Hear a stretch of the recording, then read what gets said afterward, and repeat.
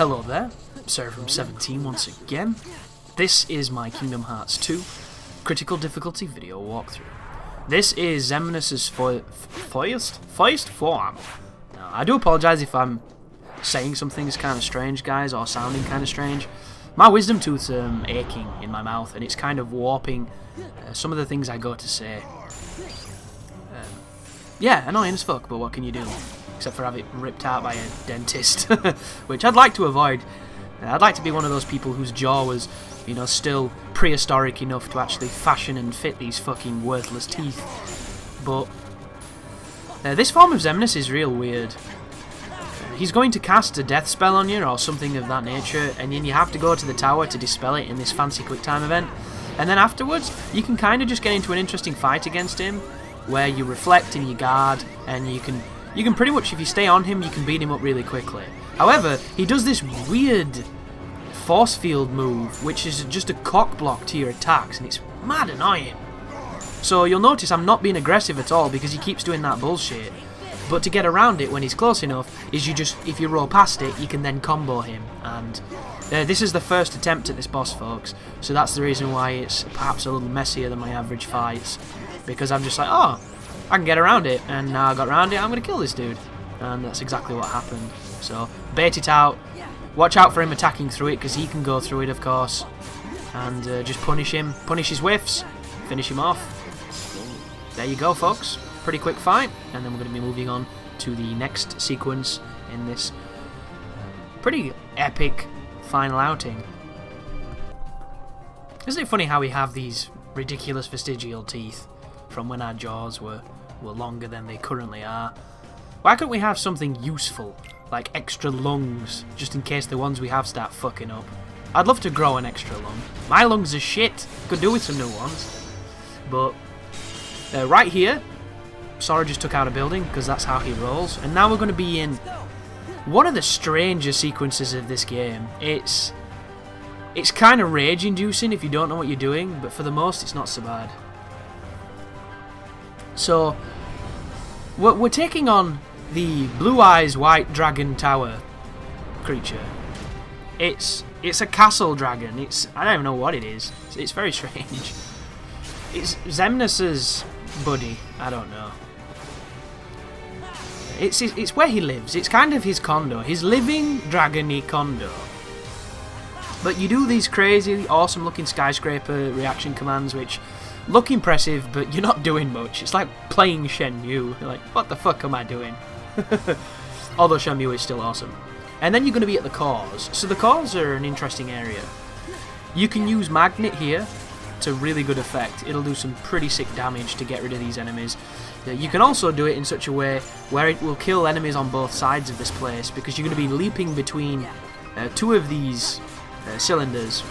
And you'll notice at the top there is a charging of a beam. That beam is going to, I believe, kill you if you don't move.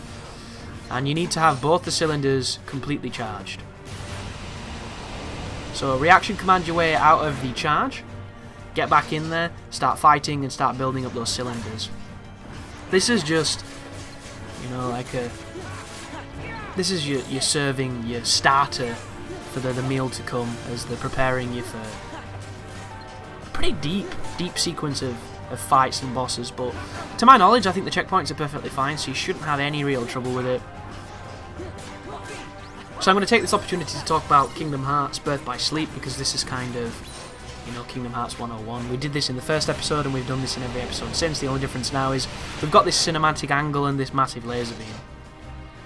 But Birth by Sleep is I still need to reveal the rest of the Terra campaign and the rest of the Aqua campaign. So what is going on here? No idea. There was like a weird time limit on the screen then, and then a reaction command popped up, and I assume we did okay. Very confusing. Oh, and it's doing it again. Oh, okay, it's telling us it's going to explode. So it wants us to jump across the other side. But that's going to continue those two projects, folks, and you're going to see them interspersed with projects like the Wonderful 101 when I bring those back. There's going to be a few of instances such as that. But as of the 10th of March, things are getting a lot more interesting on the channel.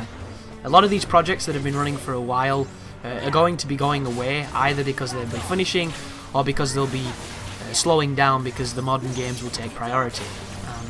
And the thing to bear in mind in these periods, just like we've had the doldrums at the moment where I've covered some older games, when newer games come out, the older games have to go on the back seat for a while. It never means that they're cancelled, it never means that you'll not see them again, it just means that they will not be as frequent as they have been. Unless I go the opposite way, where I share a ton of them to try and sate people's tastes until they're hungry again for more, and then I do the same. But it all depends. Like, this series is about 63 videos long, and we're about maybe 45 videos through currently on the channel. Final Fantasy X is about 100 videos long, and we're currently in and around the 40s on the channel. That is a much longer project though, obviously. But that one is already all done. There was no post-commentary needed because I did it all live, which makes those particular projects very easy to make. But of course, Chaos Theory needs commentating, so I'm going to try and do the rest of that before the 10th. I have more than enough time to do that, so I can have my plate fully open for those new games. And this gets really rough really quick too, so be very fast on your heel or you'll die here. But you might be wondering what games are coming on the 10th. First one is Hotline Miami 2. Hotline Miami 2 is a game I've been waiting for a very long time, and I'm going to be doing a live playthrough to it. If you can't hear my computer, the problem with doing live playthroughs on PC is sometimes when I play PC games, my computer kicks up into a completely new gear where it sounds like it's trying to take off or launch NASA into space. It's horrendous. And I'm hoping that Hotline Miami doesn't trigger it the way that some games do, like when I play The Witcher on, like 120 frames per second or whatever it was the other day. But thank you very much for watching, guys. I will continue this tangent along with strategies in the next form of the Xemnas Gauntlet. So you take care now.